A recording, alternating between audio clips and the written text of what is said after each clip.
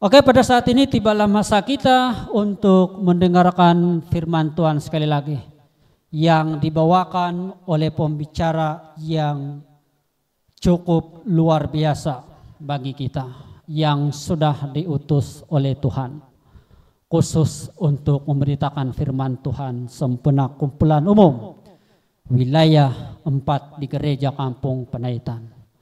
Jadi sebelum kita menjemput pembicara untuk melayani kita, sekali lagi kita ingin menarik perhatian daripada saudara dan saudari yang kita kasih dalam Tuhan supaya kembali menumpukan perhatian dan pendengaran, supaya tidak ada satupun firman Tuhan yang terlepas daripada kita dengar. Sebab firman Tuhan ini adalah satu yang paling berharga jika dibandingkan dengan apa-apa benda-benda yang berharga di seluruh dunia. Sekiranya ada yang mengantuk, tidak tahan sudah mengantuk, mungkin boleh lelapkan mata dalam 2-3 saat. Cuma syaratnya kalau boleh jangan terlelap sampai pertemuan kita selesai. Nanti sia-sia kedatangan kita. Oke, mari kita persilakan Pendeta Dr. Agus Sotiono untuk memberitakan firman Tuhan khusus untuk kita. Dipersilakan Pendeta Dr. Agus Sotiono.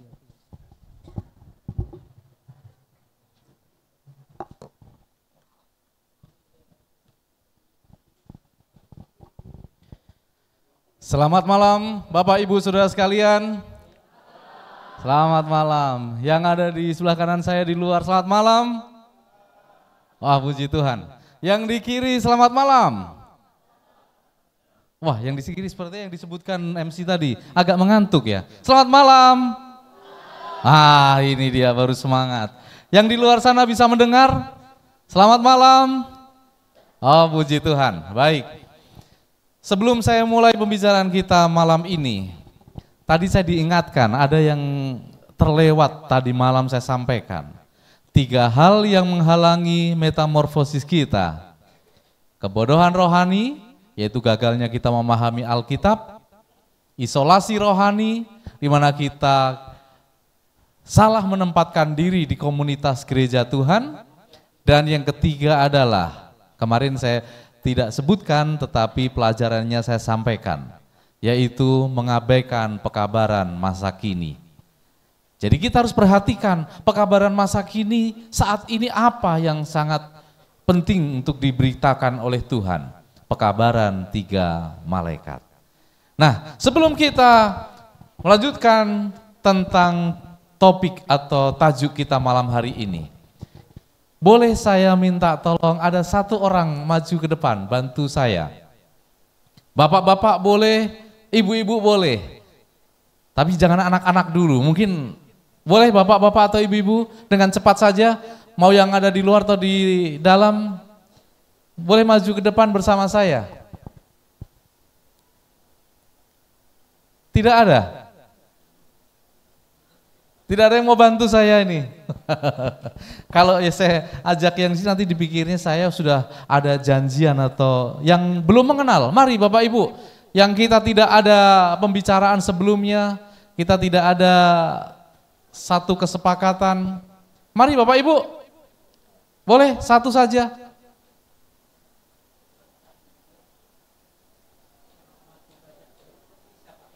Boleh, mari. Oh ini, tapi kita belum pernah bicara sebelum ini ya, karena tadi saya belum ketemu dengan Bapak Pendeta ini. Jadi saya mari kita perhatikan, ini satu hal yang menarik. Bapak lebih dulu boleh tatap mata saya. Oke, sudah. Saya mau mencoba mengambil isi pikiran Bapak ini, saya genggam. Lalu boleh tolong bantu, saya perlu ada 4 barang, 4 benda. Ada yang punya handphone boleh pinjam dulu. Saya punya keahlian menghilangkan barang, tapi saya belum belajar untuk mengembalikan barangnya. Jadi takut kita ya. Tidak, tidak, tidak. Pasti akan kembali dengan selamat. Boleh pinjam? Terima kasih. Handphone saya taruh di sini. Pak Pendeta jangan sampai diinjak ya. Mari turun sini Pak. Boleh saya pinjam kunci mobil, kunci motor atau kunci mobil. Ada juga. Seperti kantong Doraemon. Semuanya ada. Terima kasih. Ada satu. Boleh ada yang punya sisir, sikat rambut. Kalau yang nggak ada rambutnya tak punya. Oh, terima kasih Pak. Terima kasih. Di sini Pak Pendeta ya. Satu lagi benda. Buku. Ada yang boleh pinjamkan saya buku? Adik-adik, oke. Terima kasih. Ada 4 benda Pak Pendeta ya. Sekali lagi mari sini Pak Pendeta. Tatap mata saya baik-baik. Oke. Sekarang Pak Pendeta, dari 4 barang ini, Pak Pendeta boleh ambil 2. Bebas. Kita nggak pernah bicara tadi. Bebas, ambil 2. Mana yang Bapak suka? Ya, harus 2.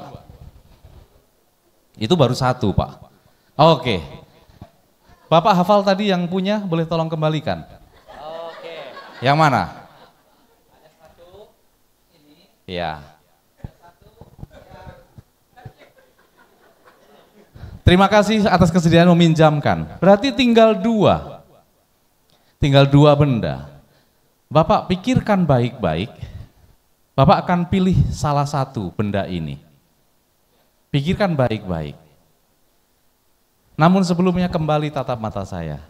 Dengan sungguh-sungguh dan sebutkan dalam pikiran apa yang mau Bapak ambil. Tatap mata saya dulu dan sebutkan dalam pikiran apa yang Bapak mau ambil. Sudah? Boleh, silahkan ambil. Tidak ada mau berubah? Tidak berubah?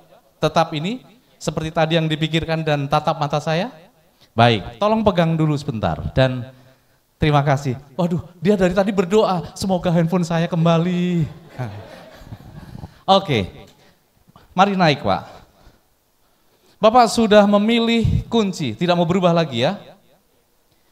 Bapak, di sana ada kertas di meja itu, boleh tolong Bapak ambil, lalu Bapak buka dihadapkan kepada semua jemaat yang hadir.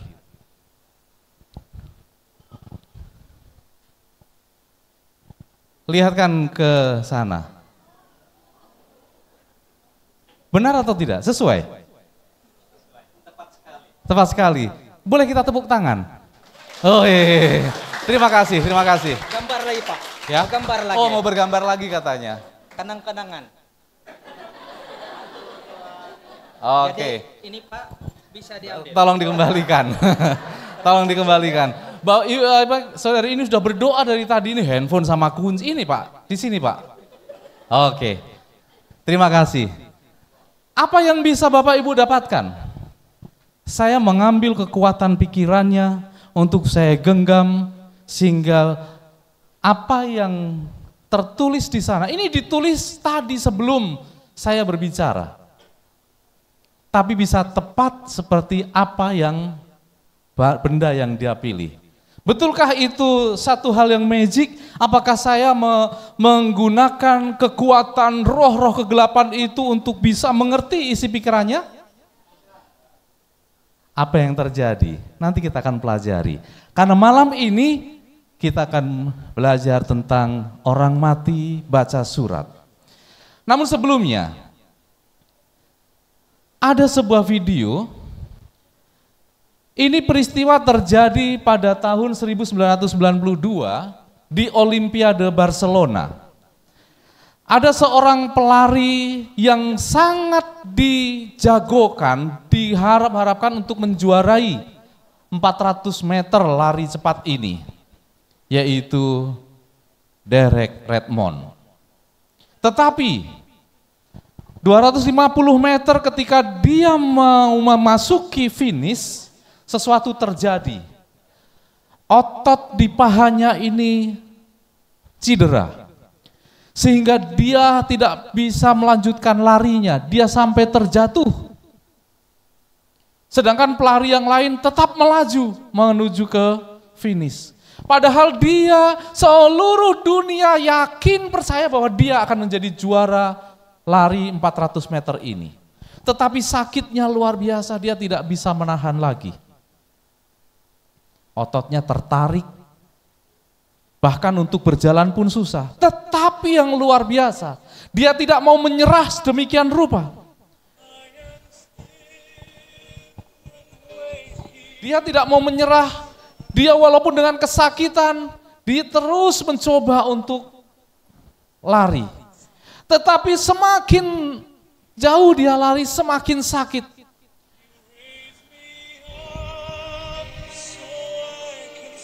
Sampai dia merasakan tidak mampu lagi, dia menjerit, dia menangis. Tapi tiba-tiba dari sebuah tribun penonton ada seorang berbadan besar turun. Ketika para polis penjaga-penjaga menghalangi, dia katakan tidak, saya harus menjumpai dia. Lalu dia gandeng ini pelari. Dan dia katakan, kamu gak perlu lakukan ini, kamu gak perlu menangis, kamu gak perlu menyerah. Mari kita menuju ke garis finish bersama-sama. Saudara tahu siapa laki-laki berbadan besar yang menolong Derek Redmond ini? Dia adalah papanya. Papanya melihat anaknya kesakitan, tidak mampu, hampir menyerah. Papanya turun dari tempat duduknya. Dia menjemput, dia membawa anaknya, dia gandeng, dia pastikan untuk menuju ke garis finish. Bapaknya katakan, kamu akan sampai di garis finish. Aku akan menolong, aku akan menyertai kamu sampai di ujung kesudahan. Ini hanya seorang pelari, seorang Derek Redmond. Dan sejarah mencatat, semua penonton berdiri memberikan standing ovation. Mereka semua bertepuk tangan, bukan karena dia menang, dia kalah dalam perlombaan lari itu. Tetapi kebesaran hatinya, besar tekadnya, tidak mau menyerah, dan sangat apresiasi kepada bapaknya yang rela turun dari tempat duduknya, membawa anaknya menuju garis finish. Demikian juga, kalau ada di antara kita mungkin malam ini sedang memiliki beban yang berat. Mungkin saudara sudah hampir putus asa. Saudara bukan hanya tertarik ini otot paha, tetapi mungkin saudara sudah sedang mengalami langkah hidup saudara sudah hampir tertutup jalan keluar. Semua permasalahan-permasalahan yang saudara hadapi tidak ada lagi solusi, tidak ada orang yang menolong. Tetapi Bapa kita yang di sorga akan selalu turun mendampingi kita. Dia akan gendong kita, dia akan bawa kita untuk berjalan terus menuju garis akhir, untuk beroleh kemenangan. Amin. Jadi tidak ada alasan kita untuk menyerah, tidak ada alasan kita untuk kecewa. Walaupun kekecewaan itu seringkali kita hadapi. Banyak hal yang membuat kita kecewa. Kami mau berangkat ke sini, ke Sabah, penerbangan dari Jakarta mau menuju ke Malaysia ini. Rencana besok jam 7 pagi kami harus terbang. Kami sudah siapkan semua barang-barang. Jam 11 malam ada email dari AirAsia. Penerbangan besok batal. Kami bingung kenapa dibatalkan. Tidak tahu alasannya. AirAsia membatalkan, tidak ada penerbangan di hari itu. Kami panik. Kami bingung. Bagaimana besok kami harus berangkat? Kami sudah janji, kami sudah berdoa, kami sudah bergumulkan, kami sudah persiapkan semua untuk menyampaikan firman Tuhan untuk jadi berkat rohani di wilayah 4 ini. Sedangkan kami beli tiket pada waktu yang lalu, karena masih panjang waktu kami bisa cari yang promo, murah, terjangkau. Tapi karena ini waktu yang sangat mendesak, besok pagi batal. Kami cari mana, ternyata harga sangat tinggi. Tapi kami yakin, kami percaya Tuhan gak akan pernah duduk santai dengan tenang di tahtanya. Dia akan turun membawa kami dengan caranya yang ajaib. Walaupun akhirnya kami menuju KL sampai mendarat di KL jam 1 malam. Karena itulah harga yang terjangkau. Jam 1 malam kami tidur di bandara supaya besok pagi kami bisa melanjutkan perjalanan. Tapi mau dengan cara apapun Tuhan pasti menyertai. Mau dengan cara apapun Tuhan pasti menolong. Mau ada orang yang menolong atau tidak, pasti Tuhan punya begitu banyak cara. Hanya seringkali kita harus membawa pikiran kita lebih mengerti apa yang Tuhan mau dilakukan untuk kita. Di dalam Lukas 24 ayat 13 dan 35. Ada sebuah peristiwa, pada hari itu 2 orang dari murid-murid Yesus pergi ke sebuah kampung bernama Emmaus, yang terletak kira-kira 7 mil jauhnya dari Yerusalem. Dan mereka bercakap-cakap tentang segala sesuatu yang telah terjadi. Jalan mereka terseok-seok, seperti lemah, tidak ada semangat. Bukan karena sakit otot kakinya, tetapi karena hatinya hancur dengan kekecewaan. Mereka memperbincangkan apa yang terjadi. Saudara tahu apa yang terjadi? Yesus yang mereka idolakan, mereka puja-puja sebagai Tuhan, guru mereka yang melakukan banyak keajaiban, di depan mata mereka sendiri. Yesus ditangkap, bahkan disalib dan lalu mati. Ini yang mereka sedang perbincangkan. Mereka bercakap-cakap tentang kekecewaan mereka, hilangnya harapan mereka. Sehingga perjalanan 7 mil serasa seperti 700 mil. Bapak Ibu merasakan kan kalau dalam perjalanan yang hatinya sangat kecewa, sedih, seperti kenapa tidak sampai-sampai, seperti masih jauh sekali. Tapi kalau perjalanan yang hati menyenangkan, orang-orang muda berjalan dengan pacarnya, dengan kekasihnya, baru, kok baru sepertinya baru sebentar udah sampai. Padahal pengennya terus berjalan bersama-sama. Tergantung bagaimana hati. 2 murid ini bercakap-cakap dengan wajah yang penuh kecewa, dengan murung. Ketika mereka sedang bercakap-cakap dan bertukar pikiran, datanglah seorang laki-laki. Jangan dibaca dulu, datanglah Yesus. Datanglah seorang laki-laki bersama-sama dalam perjalanan mereka. Lalu dia bertanya, kenapa kalian berjalan sambil murung? Apa yang kalian bicarakan? Kenapa tampak susah sekali? Karena 2 orang ini tidak tahu siapa laki-laki yang datang kepadanya. Lalu mereka katakan, ada sesuatu yang menghalangi mata mereka sehingga mereka tidak mengenal Yesus. Apa yang menghalangi mata saudara sehingga saudara tidak mengenal Yesus? Apa yang menghalangi mata saudara sehingga saudara gagal untuk beriman penuh kepada Yesus? Apa yang menghalangi mata saudara sehingga malam ini saudara sangat kecewa? Sepertinya saya sedang perlu ini Tuhan, tapi Tuhan kenapa belum kabulkan juga doa saya? Apa yang menghalangi mata saudara untuk sehingga tidak sanggup melihat? Apakah yang kamu percakapkan sementara kamu berjalan? Lalu seorang menjawab, apakah cuma kamu? Ini maaf saya bahasa dibuat kita yang lebih sederhana. Apakah cuma kamu yang tidak tahu berita yang terkini yang sedang terjadi? Tentang Yesus yang dari Nazaret itu. Apakah itu? Apa yang terjadi dengan Yesus orang Nazaret? Dia adalah seorang nabi, berkuasa dalam pekerjaan dan perkataan di hadapan Allah dan di depan seluruh bangsa kami. Tapi imam-imam kepala dan pemimpin-pemimpin kami telah menyerahkan dia untuk dihukum mati dan mereka telah menyalibkan. Padahal kami dahulu mengharapkan bahwa dialah yang akan datang membebaskan bangsa Israel. Dulu kami sudah yakin cara dia ada orang sakit sembuh.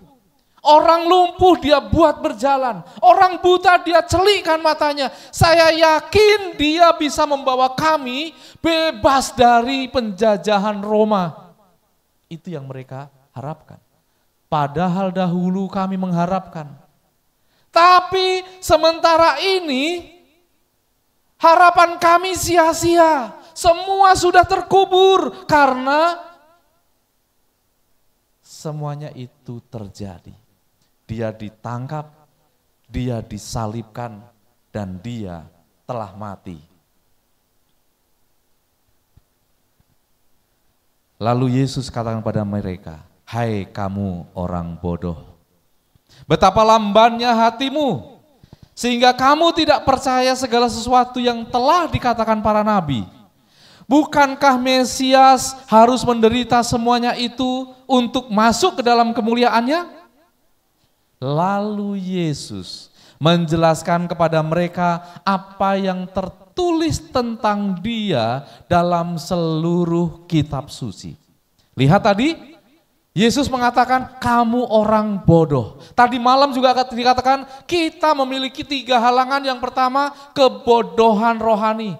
Dan kebodohan rohani itu hanya bisa diobati dengan cara mempelajari firman Tuhan. Mengerti firman Tuhan. Dan ketika Yesus menjelaskan tentang kitab suci itu, mereka merasa sangat diberkati. Lalu mereka mendesak untuk mari tinggallah bersama kami. Kami akan jamu engkau makan, menginaplah di rumah kami supaya kami bisa terus mendengar pelajaran-pelajaran yang kau berikan.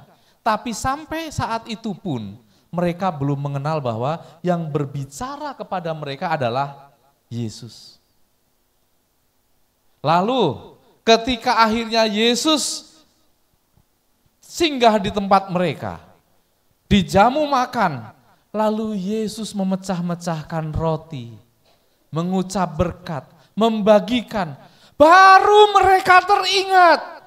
Sama seperti ketika Petrus sudah sekian lama menjala tidak ada hasil. Lalu ada seorang laki-laki di pinggir pantai sana berteriak, apakah engkau punya makanan? Enggak punya, kami menjala belum dapat ikan. Kalau gitu tebarkanlah ke sebelah kanan. Ketika mereka tebarkan sebelah kanan, baru mereka ingat, yang seperti ini kita pernah mengalami. Itu pasti Yesus. Saudara, karunia roh nubuat yang disampaikan oleh seorang bernama Ellen G. White mengingatkan kepada saudara, kita tidak perlu khawatir tentang hari depan, kecuali kita melupakan karya kebaikan Tuhan di masa lalu kita. Dengan kata lain, kalau saudara mengingat dari dulu hingga sekarang Tuhan sungguh amat baik. Selalu memberikan jalan keluar, selalu memberikan pertolongan. Nanti, besok, lusa, sampai kapanpun dia juga masih tetap akan menolong saudara. Amin. Ini iman kita.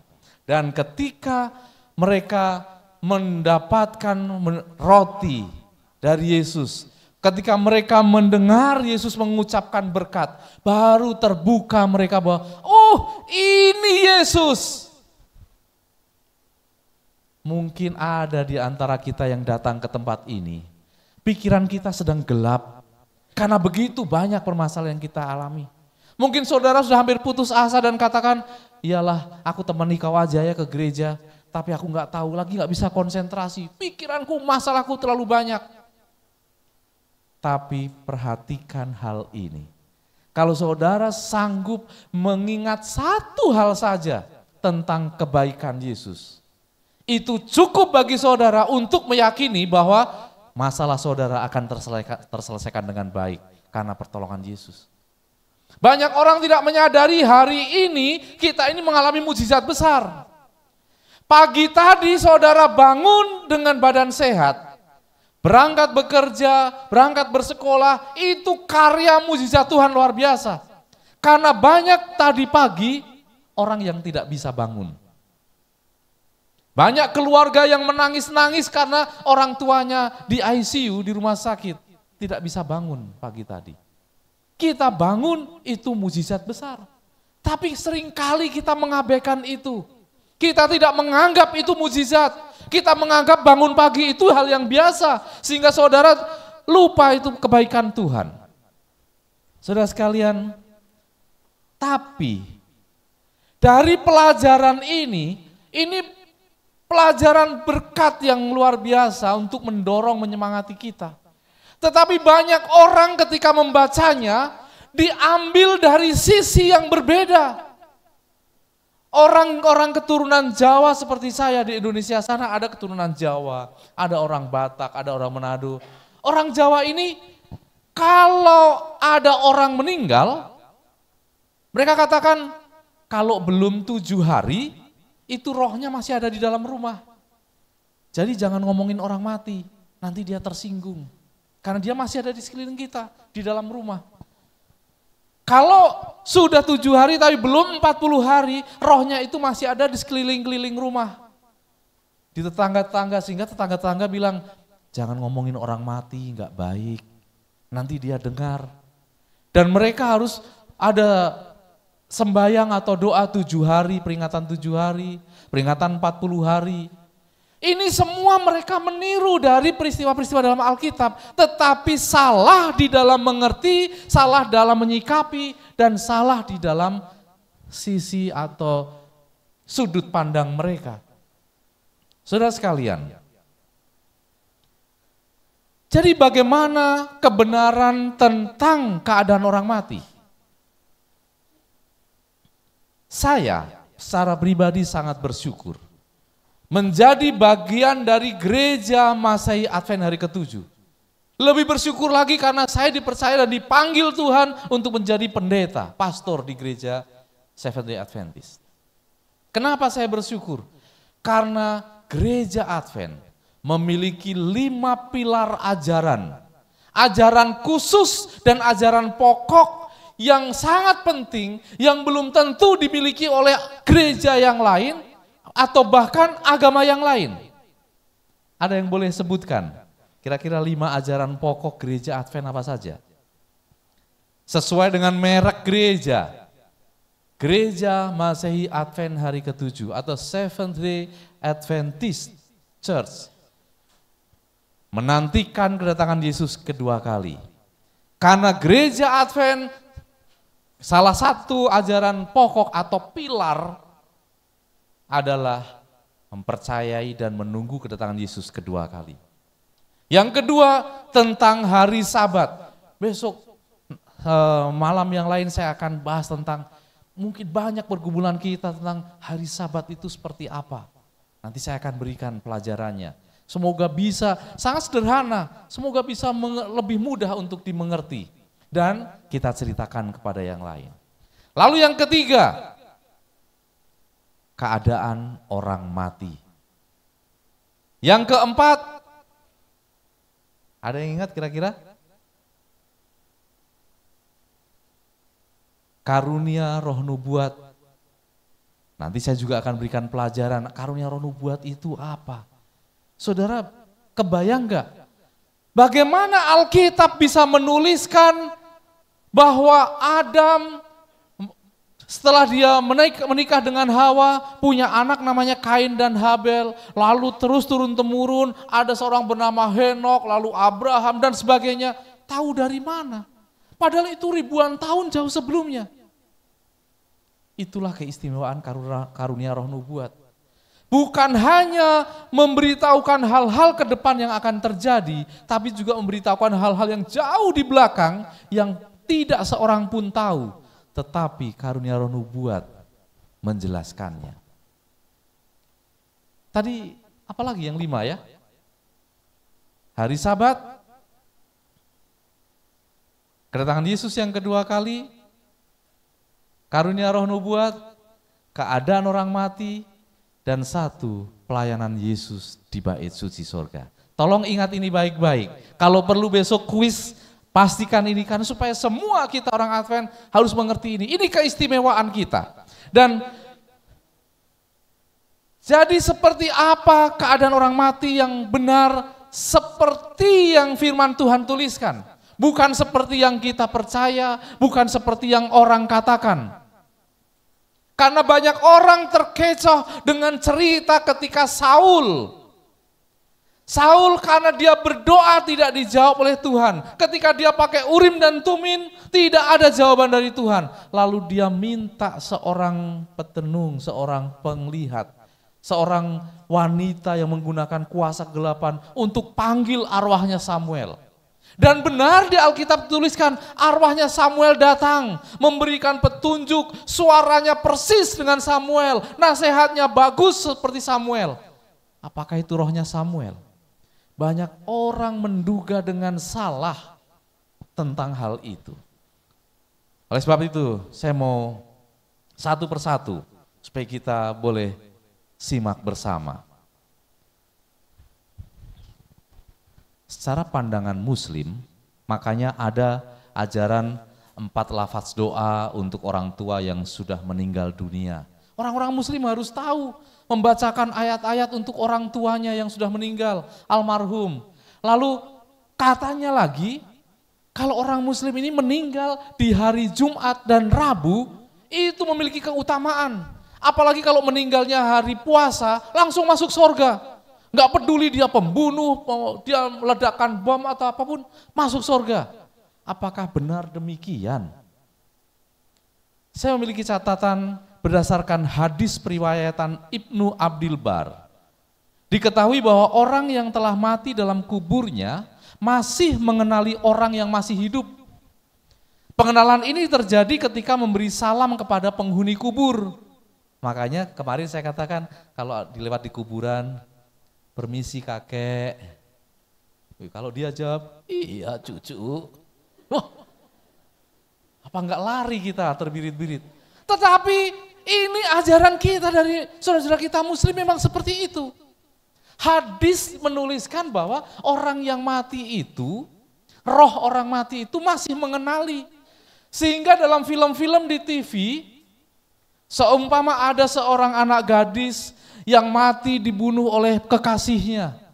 Lalu roh anak gadis ini mengejar kekasihnya ini, kemanapun dikejar, sampai akhirnya anak lelaki ini celaka atau menyerahkan diri ke polisi. Karena ajaran dari Muslim memang mengatakan orang yang sudah mati, rohnya masih bisa mengenali, masih bisa menuntut balas, masih bisa mencelakakan orang yang dulu mencelakakan dia sampai mati. Tapi benarkah demikian? Bagaimana dengan pandangan Gereja Katolik? Gereja Katolik memiliki kitab yang saudara dan saya tidak miliki, yaitu ada satu Makabe dan 2 Makabe. Ini disebut Deuterokanonika, kanonika tambahan, Alkitab tambahan. Ini menceritakan tentang perjuangan dan peperangan orang-orang Yahudi melawan Roma dan kemenangan mereka. Tetapi di 2 Makabe ada disebutkan bahwa engkau harus mendoakan orang-orang yang sudah mati, supaya rohnya akan diterima. Makanya banyak orang ketika meninggal mendapatkan ucapan turut berduka cita, semoga arwahnya diterima di sisi Allah Subhanahu wa taala. Atau kalau orang Katolik, semoga mendapatkan tempat yang terindah di sebelah Bapa di sorga. Apalagi yang meninggal seorang pastor, oh dia orang kudus ini, berarti pasti dia saat ini sudah ada di sorga di sebelah kanan Bapa. Lalu kalau orang-orang Katolik mengajarkan melalui Makabe ini, makanya mereka memiliki satu pemahaman tentang purgatori. Maaf, ini bukan bermaksud menyinggung, tapi ini pengetahuan dan ini sejarah dan mereka tuliskan. Supaya kita mengerti kenapa Gereja Katolik, dimanapun gereja itu, pasti megah, besar. Di tempat kami, kampung sangat pelosok. Sepatu sama sandal kita belum punya. Kalau jalan kemana-mana, telanjang kaki, tapi gereja Katolik itu sudah megah, besar, mewah. Karena mereka punya ajaran, kalau bapak saya sudah meninggal, diajarkan bahwa roh bapakmu ini akan masuk ke purgatori, api penyucian akan dibakar. Kalau dulu bapakmu ini suka berbohong, itu lidahnya itu akan dibakar dan sangat tersiksa.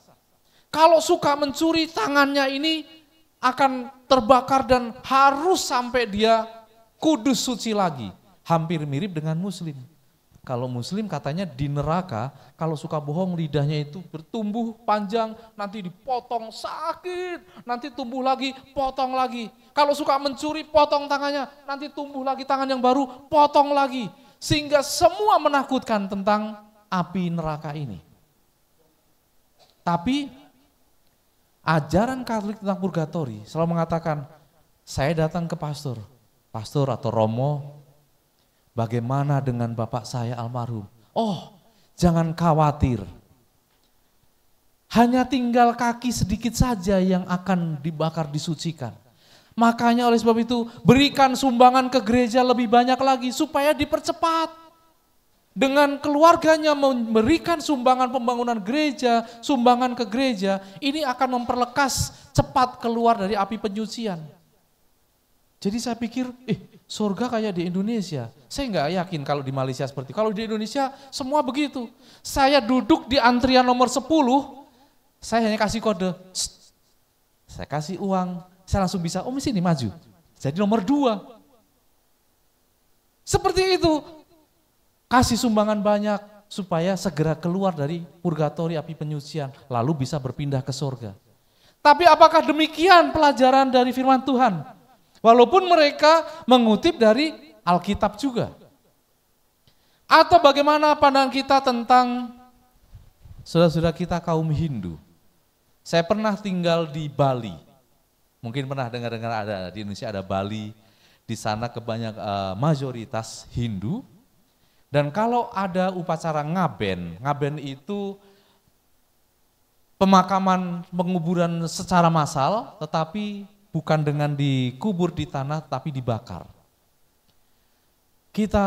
Saya melihat sendiri orang yang terbaring udah mati, dibakar di api, terus badannya itu bisa bangun, langsung merunduk begini, karena perutnya pecah, kebakar lalu mengumpul menjadi satu. Itu luar biasa. Tetapi mereka memiliki keyakinan bahwa menurut kitab Vrehaspati Tattwa, pengertian mati adalah berpisahnya Pancamahabhuta dengan atma atau tubuh dengan roh itu terpisah. Dengan kata lain, hanya badannya yang lenyap, tetapi rohnya itu tetap. Sehingga kalau saya mati dalam keadaan saya ini banyak berbuat baik, badan saya akan hancur lenyap, dibakar atau dikubur di tanah. Tetapi roh saya akan dilahirkan kembali, menitis atau masuk ke dalam tubuh bayi yang baru lahir. Kalau saya hidupnya baik, saya akan dilahirkan kembali menjadi seorang anak raja, atau seorang bangsawan. Tetapi kalau hidup saya jahat, saya bisa dilahirkan jadi anak kucing. Bisa jadi anak kelelawar. Karena turun itu derajat. Turun derajat kehidupannya. Itulah yang disebut reinkarnasi. Tetapi firman Tuhan di dalam Ayub 7 ayat 9 dan 10, sebagaimana awan lenyap dan melayang hilang, demikian juga orang yang turun ke dalam dunia orang mati tidak akan muncul kembali. Ia tidak lagi kembali ke rumahnya dan tidak dikenal lagi oleh tempat tinggalnya. Baik kita yang ditinggal nggak akan lagi mengenal dia, nggak bisa melihat dia, nggak bisa merasakan dia. Dia pun juga sudah tidak punya ingatan lagi rumahku di mana, ini siapa. Sudah lenyap sedemikian rupa. Jadi tidak perlu mendoakan orang mati. Kenapa tidak perlu? Dia tidak tahu apa-apa dan cerita hidupnya sudah berakhir, sudah berhenti. Jadi maaf, tidak ada perlu salawat bagi Nabi mendoakan supaya dia masuk surga. Nah, bagaimana kita mendoakan dia masuk surga? Saya pun perlu masuk surga. Saya mau mengikut dia supaya saya masuk surga. Kalau dia sendiri belum yakin masuk surga, kenapa saya harus ikut dia? Saudara sekalian, tidak perlu mendoakan orang mati. Di kuburan kita ziarah, kita datang ke kubur orang tua kita, itu untuk membersihkan. Kalau kami di Jakarta, dalam waktu tertentu kuburan itu tidak bersihkan, itu akan dibongkar, akan dipakai orang lain nanti. Karena tanah sangat mahal dan sempit. Bukan datang ke kuburan untuk berdoa, Papa, aku sedang banyak masalah, besok harus bayar hutang 2 hari lagi, tolong kasih jalan gimana? Kalau dia jawab, aku sudah transfer, wah. Tapi tak ada, ini katakan tidak dikenal lagi, dia tidak akan muncul kembali. Dalam Pengkhotbah 9 ayat 5 dan 6. Karena orang-orang yang hidup tahu bahwa mereka akan mati. Kita tahu bahwa kita akan mati, tetapi orang yang mati tidak tahu apa-apa. Tidak ada upah lagi bagi mereka. Jadi tidak akan ada perubahan dia. Kalau dia mati dalam kondisi jahat, ya sudah tidak ada pengampunan lagi. Tapi kalau dia mati dalam kondisi yang berserah kepada Tuhan, dalam kondisi yang sangat lemah, dia katakan, minta doa pengurapan minyak. Ditanya, masihkah kau percaya dan beriman kepada Yesus? Iya, aku percaya. Mati dia, diberkati dengan keselamatan. Karena dia mati dalam iman kepada Yesus dengan teguh. Bukan berarti kalau dia mati dalam keadaan jahat, lalu kita doa-doakan, Tuhan ampuni dosanya, pulihkan dia, lalu dia berubah. Tidak ada, karena perubahan itu hanya bisa dilakukan pada waktu kita masih hidup. Bahkan kenangan kepada mereka sudah lenyap. Baik kasih mereka, kebencian, kecemburuan, sudah lama hilang. Jadi tidak ada orang mati rohnya gentayangan, mencari-cari siapa yang bunuh saya, lalu saya akan balas dia. Tidak akan bisa.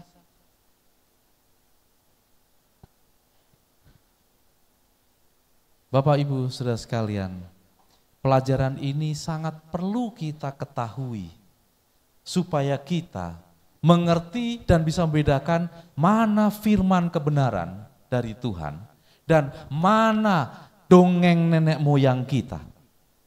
Karena seringkali kan kita begini, kepada anak kita masih kecil, ayo nak, berdoa. Sebelum makan berdoa, Tuhan Yesus, lalu anak kita, Tuhan Yesus berkati makanan ini. Tapi begitu kalau saudara sudah dewasa, berdoa bukan kepada Tuhan Yesus. Berdoa kepada siapa? Kepada Bapa. Melalui nama anaknya yaitu Tuhan Yesus. Kan dia mengajarkan berdoa kepada Bapa. Kalau kamu pun berdoa, berdoalah kepada Bapa, bawa namaku, bahwa kamu bilang kamu ini anakku. Tapi seringkali kita, Tuhan Yesus, oh kan Yesus Tuhan juga, betul, tapi dalam konsep pemikiran kita harus lurus, harus mengerti. Kadang seringkali orang tua memberikan pelajaran kepada anak-anaknya, nggak boleh mencuri, nanti kalau mencuri tanganmu dipotong, dibakar di api. Itu sebenarnya cara orang tua untuk pertama menakut-nakuti supaya anaknya tidak mencuri. Tetapi akhirnya banyak orang sampai berjalan sampai dewasa masih teringat terus pelajaran anak-anak. Tidak mau mengikuti ketika kita sudah semakin dewasa, kita harusnya semakin dewasa juga di dalam mengerti pekabaran firman Tuhan. Lalu bagaimana kok bisa Samuel rohnya dipanggil datang? Saul bertanya, Bapakku Samuel, bolehkah aku melakukan ini? Lalu Samuel menjawab, benar kamu boleh. Loh, suaranya persis kok. Pernah ada yang mengalami? Opa kita atau kakek kita yang mungkin sudah meninggal 7 tahun yang lalu. Tiba-tiba saya mau ke kamar mandi, ke tandas, semua langsung, kakek, kok dia datang? Terus, jangan takut, iya, suaranya persis. Aku ingat betul ini suara kakek. Lalu dia kasih tahu, besok sebelum kamu berangkat sekolah, kamu lewat sana, dikasih tahu, nanti kamu akan dapat rezeki. Waktu saya lakukan benar, betul saya dapat rezeki. Ini kakek saya, roh kakek saya ini. Tapi jangan salah, itulah kuasa setan. Ingat, setan bisa melakukan kuasa apapun, mau turunkan api dari langit bisa, mau menyembuhkan orang sakit bisa, membuat orang kaya juga bisa. Yang tidak bisa dilakukan setan hanya satu, memberi nafas hidup. Dan meniru kedatangan Yesus kedua kali. Jadi nanti kalau ada yang bilang, oh Yesus mau datang di gunung Kinabalu sana, kita harus berangkat ke sana. Enggak, waktu nanti dia datang, orang sini melihat, kami yang di Jakarta juga melihat bersama.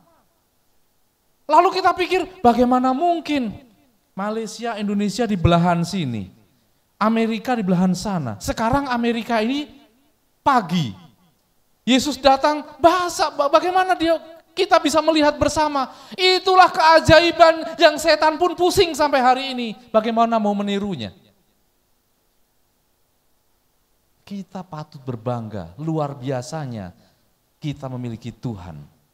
Jadi, kalaupun nanti ada yang opa kita datang, nenek kita, atau kekasih kita yang sudah meninggal datang, mengatakan, aku udah mau perkenalkan engkau jadi kekasih barumu. Jangan percaya, setan itu. Karena roh orang mati tidak akan pernah muncul. Jadi kalau lewat kuburan gak perlu lagi permisi-permisi. Jangan sampai nanti Anda coba-coba. Kita coba-coba, dia menjawab lalu, pendeta bohong, saya ada yang menjawab itu. Karena apa yang ada dalam pikiran kita, setan senang untuk mewujudkannya. Kalau tiba-tiba nanti dari gelap-gelap sana muncul Semar. Ada yang tahu Semar? Tahu ya, tokoh pewayangan Semar? Ya, bayang-bayang. Semar, ada Petruk, ada Bagong, ada Krisna. Itu kan cerita khayal tapi pikiran kita sudah mengenalnya. Tetapi orang Amerika, walaupun di kuburan sekalipun gak akan muncul ini Semar di depannya. Kalau muncul Semar dia pikir, ini binatang apa?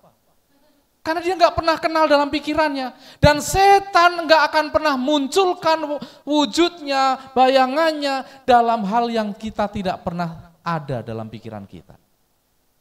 Anak-anak kami dulu mau gelap, mau di kuburan, mau apa, suruh pergi ke sana, pergi mereka, nggak ada rasa takut. Tapi sejak nonton TV, Indonesia itu kan ngeri-ngeri filmnya.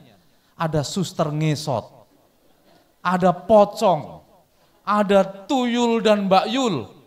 Sehingga ketika mereka nonton ada pocong, ada suster ngesot, coba nanti tolong kamu, aduh takut.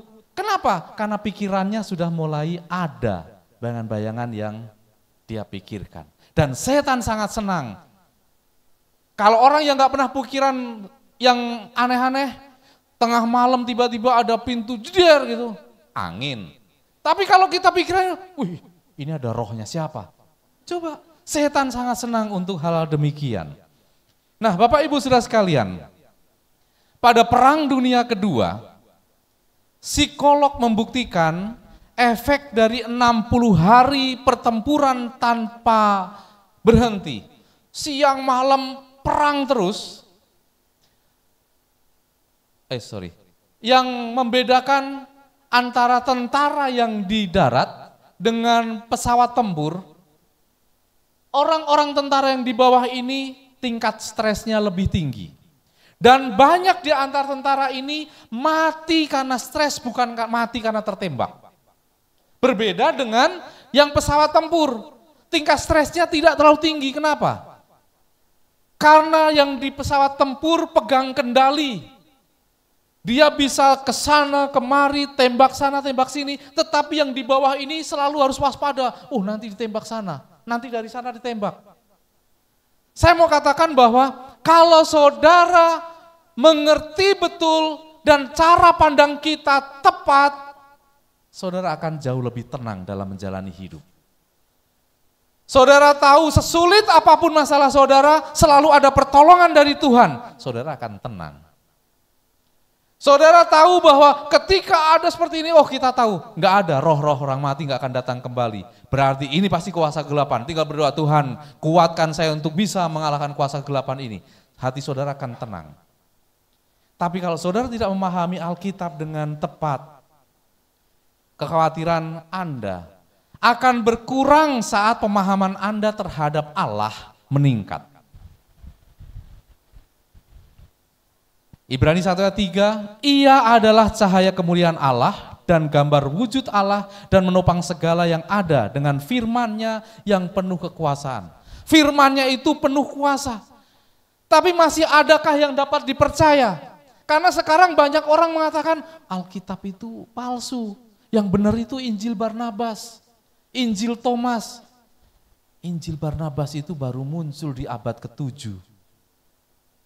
Itu zamannya saudara-saudara kita sebelah itulah yang katanya kitab sucinya jatuh dari langit, jeblok gitu kan. Sedangkan Injil Alkitab yang kita miliki itu sejak abad pertama mereka udah temukan, ribuan tahun tertimbun di goa mereka temukan dan asli sampai hari ini semua bukti-buktinya asli. Kita mau lihat apa yang bisa dipercaya. Dalam bidang ilmu pengetahuan, saat ini banyak orang bilang bumi itu datar. Jadi hati-hati Pak, kalau jalan terus ke sana, nanti tiba-tiba langsung plung hilang. Karena bumi datar. Tapi jauh ribuan tahun sebelumnya, Yesaya 40 ayat 22 mengatakan bumi itu bulat. Bumi itu bulat sudah memakan korban. Ketika kepausan mengatakan iman Kristen dulu bumi datar. Paus mengatakan bumi itu datar. Lalu ada seorang bernama Galileo Galilei. Dia penemu teropong bintang. Lalu dia katakan bumi itu bulat. Ditangkap sama tentara Roma. Paus katakan, cabut gak perkataanmu, ajaranmu. Enggak, bumi itu bulat. Sampai hari di penjara.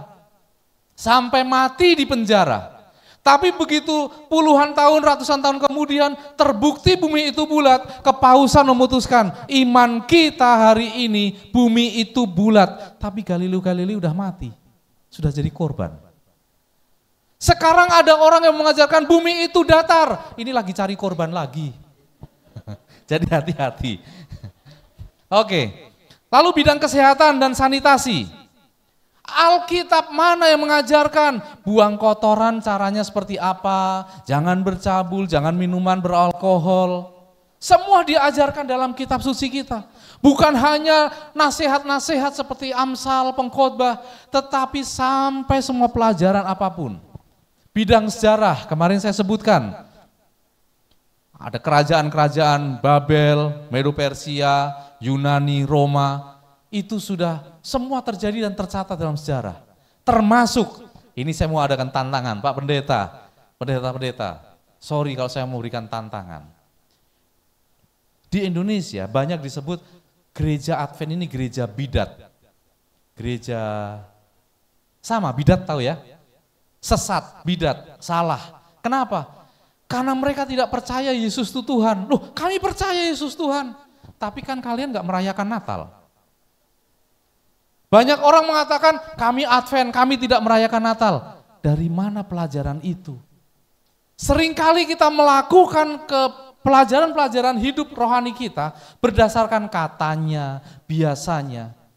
Baca karunia roh nubuat baik-baik, kita diminta untuk merayakan Natal. Oh tapi kan Natal itu bukan tanggal 25 Desember. Orang Advent katakan Natal itu kita harus rayakan setiap hari Yesus lahir dalam diri kita. Lalu saya bulan Maret, saya pernah berkhotbah, saya bilang, Bapak Ibu selamat Natal. Mereka bingung. Loh katanya Natal setiap hari. Saya bilang selamat Natal. Dibilang aneh. Natal, Yesus lahir tanggal 25 Desember, kita katakan nggak percaya saya. Jadi Advent hanya merayakan tahun baru, betul? Kan kita mengatakan kami Advent hanya merayakan tahun baru, 1 Januari. Saya mau katakan, saya ceritakan ya, supaya nanti kita nggak malu kalau ditegur sama orang-orang lain. Kenapa tahun baru 1 Masehi itu diawali dari 1 Januari? Karena di budaya Yahudi dengan budaya Indonesia, Malaysia beda. Di sini laki-laki sunat atau enggak? Sorry, jangan enggak usah dilihat-lihat. Sunat? Tidak. Oh tidak. Budaya Yahudi di Indonesia laki-laki sunat. Kalau Muslim sunatnya umur 12 tahun. Kalau Kristen sunatnya umur 8 hari. Persis dengan Yesus, persis dengan Yohanes, persis dengan semua anak-anak dalam Alkitab. Dia lahir belum diberi nama. Kalau dia laki-laki tunggu 8 hari. 8 hari itu dia disunat lalu diberi nama. Coba lihat sejarah lahirnya Yohanes Pembaptis, lahirnya Yesus. Umur 8 hari mereka diberi nama, mereka disunat. Dan umur 8 hari itu baru sah dia mulai kehidupan. Umur baru lahir sampai 7 hari itu belum dianggap lahir. Umur 8 hari disebut Brit Milah. Kalau memasuki umur Brit Milah, anak-anak ini akan disunat lalu bapaknya memberi dia nama.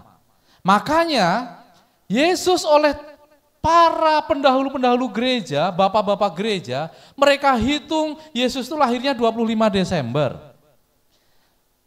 Dihitung 8 hari maju. 1 Januari itulah Yesus disunat dan itulah tanggal 1 tahun Masehi.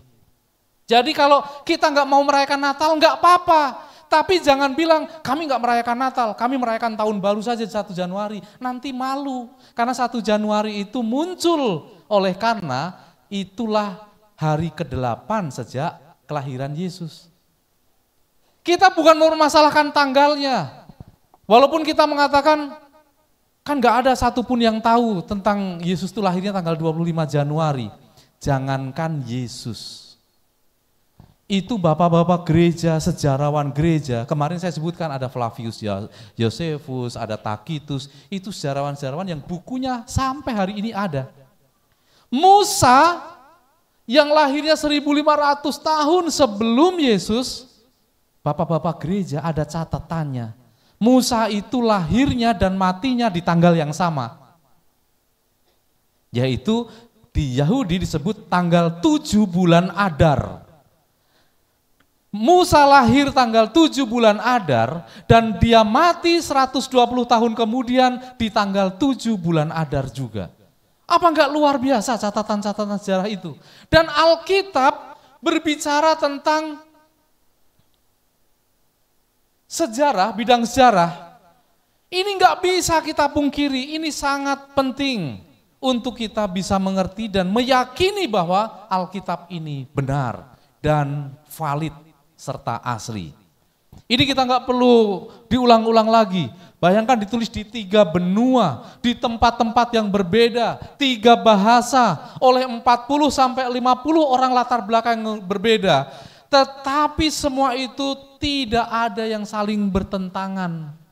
Makanya muncul Injil Barnabas, Injil Thomas, tim kanon tidak mau menerima, karena bisa beda ceritanya. Boleh nggak kalau karena saya tidak mengenal, saya sebutkan Indonesia ya, mohon maaf. Tahun lalu presiden kami Jokowi. Terus tiba-tiba nanti 10 tahun kemudian ada buku sejarah yang menceritakan bahwa tahun 2023 presiden Indonesia adalah Amin Rais. Ada yang mau nerima enggak? Tidak, karena sejarah membuktikan itu tidak demikian. Itulah Injil Barnabas, itulah Injil Thomas. Yang dari sejarahnya, yang dari apa tulisannya, kok beda? Makanya tidak diakui, ini pasti penulisnya salah, pasti tidak mengerti sejarah. Nah, Bapak Ibu sekalian, apa pengaruh Alkitab ketika kita sudah mengerti kita akan hidup yang diubahkan menjadi ciptaan baru. Yang lama sudah berlalu, sesungguhnya yang baru telah tiba, telah datang. Dan Efesus 1 ayat 11, karena di dalam Dialah kami mendapat bagian yang dijanjikan. Kami yang dari semula ditentukan untuk menerima bagian itu sesuai dengan maksud Allah, yang di dalam segala sesuatu bekerja menurut keputusan kehendak-Nya. Dan Mazmur 104 ayat 14-15, Engkau yang menumbuhkan rumput bagi hewan dan tumbuhan untuk diusahakan manusia, yang mengeluarkan makanan dari dalam tanah, dan anggur yang menyukakan hati manusia, yang membuat muka berseri karena minyak dan makanan yang menyegarkan hati manusia. Jadi Tuhan bukan hanya menciptakan, tapi Dia juga bertanggung jawab memelihara, memulihkan, bahkan menebus, menjadi perantara bagi kita. Saya minta waktu sedikit lagi karena ini penting. Tuhan meminta Musa mendirikan kemah suci atau bait suci, karena Tuhan ingin melalui kemah suci itu kita mendapatkan pelajaran-pelajaran yang penting. Mungkin banyak Bapak Ibu Saudara nggak tahu ketika ada pemberkatan nikah, contohnya di gereja ini. Semua yang terjadi di acara doa pemberkatan nikah itu gambaran tentang bagaimana rumah tangga ini nanti berjalan. Maaf kalau saya harus katakan, bukan mau mendahului Tuhan, tapi dari simbol-simbol yang terjadi, dalam pemberkatan nikah itu nanti akan ketahuan suami istri nanti ini bercerai atau tidak. Nanti antara kedua, besan ya, antara orang tuanya dan mertuanya, itu besan, itu nanti bertengkar atau rukun, itu nanti terlihat semua. Demikian juga di bait Allah ini merupakan gambaran dari semua yang akan terjadi dalam kehidupan kita.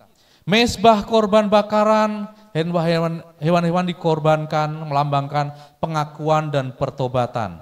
Bejana pembasuhan, sama seperti saudara-saudara kita muslim, kalau mau masuk masjid, mereka niat dulu sebelum wudhu, lalu wudhu, basuh semua, baru masuk. Itu sebenarnya bukan ajaran mereka. Dulu di Indonesia jadi ribut, jadi begaduh, gara-gara mereka katakan, itu ada orang Kristen tapi sholat. Padahal Islamlah yang meniru sholatnya gereja ortodoks. Orang Kristen itu sholat, mereka menyembah Tuhan dengan cara-cara yang sholat. Mereka pakai hijab, pakai jilbab. Tapi orang Islam katakan penistaan agama, mereka meniru kita. Itulah pentingnya membaca sejarah, membaca firman Tuhan dengan tepat dan benar. Pembasuhan itu melambangkan pembasuhan dari dosa. Lalu apa saja yang ada dalam perabot di bait suci? Ada meja roti sajian yang melambangkan Yesus sebagai roti hidup. Dan seterusnya, saya mau memberikan pelajaran yang sangat penting tentang yang di bilik maha suci.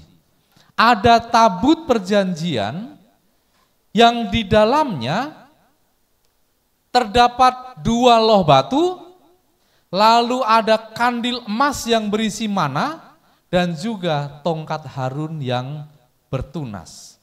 Artinya adalah 2 loh batu Yesus sebagai firman yang hidup. Mana Yesus sebagai roti hidup. Tongkat Harun yang bertunas, Yesus sebagai imam besar. Bukan keturunan Harun, tetapi dia imam besar. Ini keunikannya, dan inilah yang sedang dilakukan Yesus di bait suci sorga. Karena dalam doa kita, seperti di bumi seperti di sorga. Apa yang ada di dalam gambaran bait Allah di dunia itu, itulah gambaran bait Allah di sorga. Hari ini, Yesus sedang berada di bait suci sorga, di bilik maha suci. Sejak kapan? Dalam sejarah nubuatan ada yang disebut nubuatan 2300 petang dan pagi. Yang diakhiri pada tahun 1844 pada hari Grafirat, yaitu tanggal 22 Oktober. William Miller berpikir bahwa ini Yesus akan datang. Tetapi sesungguhnya Yesus sedang memasuki fase pelayanan yang pamungkas, yang paling ujung. Dia lahir sudah, mati sudah, bangkit sudah, naik ke surga sudah, tinggal satu yang sedang dikerjakan. Di bait suci apa tugasnya? Diawali dari semua pendahulu-pendahulu di dalam Alkitab, para pionir-pionir dan pembela iman. Nama mereka sedang diperjuangkan. Di dalam sebuah persidangan, ini Bapak Hakim, ini penuntut umum, terdakwa di sini dengan tunduk kepala, tidak berani apa-apa. Penuntut umum katakan, Bapak Hakim, itu Agustiono, walaupun dia pastor tapi dosa-dosanya lihat, ditampilkan CCTV selama hidup saya. Dia pernah mencuri, dia pernah melakukan ini, semua dosa-dosa saya. Dan itu tidak bisa ditentang karena semua benar jadi dosa-dosa saya. Lalu seharusnya ketok palu hukuman mati. Tapi Yesus berdiri, dia katakan, Bapak Hakim, betul Agustiono, Pastor Agustiono ini dosanya luar biasa banyak. Tapi darahku sudah aku curahkan untuk dia. Dia anakku, aku yang menjamin dia. Bapak Hakim katakan, oh berarti dia anak pengikutmu yang setia, kau menjaminnya? Iya, saya menjamin dia. Ketok, selamat. Semua nama diperjuangkan satu persatu. Makanya dia katakan, aku sedang menyiapkan tempat bagimu, supaya di mana aku berada, kamu pun berada. Bukan menyiapkan tempat seperti Pastor Jerry Siming ketika saya mau datang, disiapkan homestay. Bukan. Bukan disiapkan kasur atau tilam. Tapi menyiapkan semua perantaraannya, pembelaannya, supaya dipastikan nama saudara ada mendapat kemenangan dalam pembelaannya. Dan bisa jadi hari ini, nama saudara sudah dapat kemenangan dari pembelaan Yesus di sorga. Tapi saudara masih hidup. Kalau besok lusa saudara menyangkal iman, meninggalkan kebenaran, meninggalkan gereja, betapa sayangnya pembelaan untuk mendapat kemenangan itu tidak mudah. Karena penuntut umum sang iblis itu sangat luar biasa menuduh kita. Menuntut kita untuk hukuman mati. Tapi Yesus telah membela. Jadi pastikan, anggaplah hari ini nama saudara sudah mendapat kemenangan dari pembelaannya. Karena saudara sudah beriman kepada Yesus, mengikut Yesus. Yang belum, karena sudah memutuskan aku mau segera mengikut Yesus, menerima baptisan yang kudus. Pegang teguh iman percaya ini, jangan pernah dilepaskan, jangan pernah undur. Supaya waktu Yesus datang, tidak mengalami kekecewaan. Seperti yang orang sebutkan, Tuhan, aku bernubuat demi namamu, aku melayani engkau. Yesus katakan, aku tidak mengenal engkau. Karena dia bagaimana mau bela? Ditampilkan semua dosa-dosanya. Bapak Hakim tanya, dia anakmu bukan? Bukan. Tapi dia bilang dia anakmu. Iya, dia bilang anakku, tapi aku enggak mengenal dia. Sedih rasanya.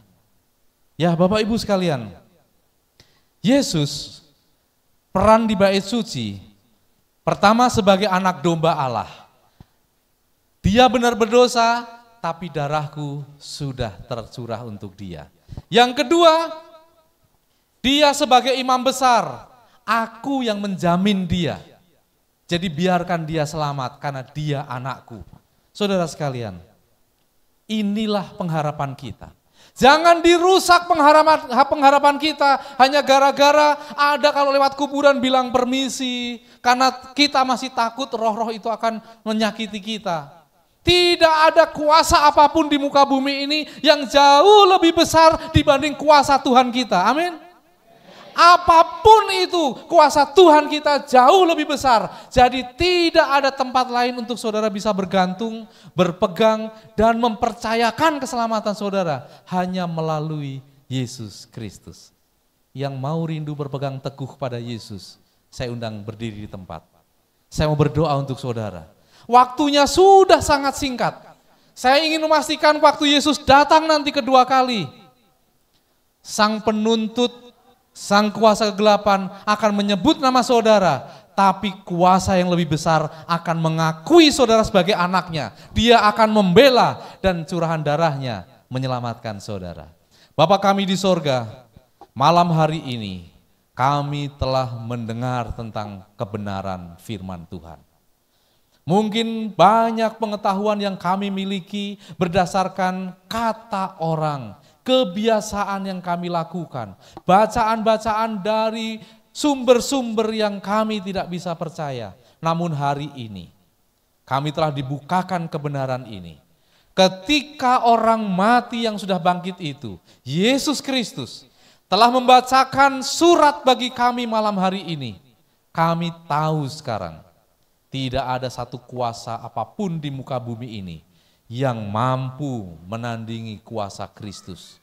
Kami mau Tuhan, umat-umat-Mu yang hadir pada malam hari ini, mulai dari anak-anak sampai yang usia tua sekalipun, berkati kami Tuhan, supaya kami sanggup memegang iman percaya kami tetap teguh dan setia, sehingga ketika Engkau datang kedua kali nanti, kami didapati setia beroleh keselamatan di hari Maranatha nanti.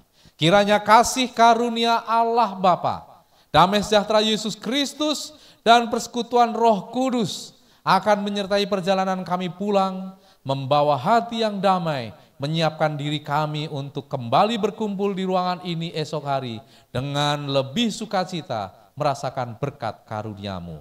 Karena kami berdoa dengan iman percaya yang teguh di dalam Yesus Kristus. Dan biarlah kita semua yang percaya mengatakan amin.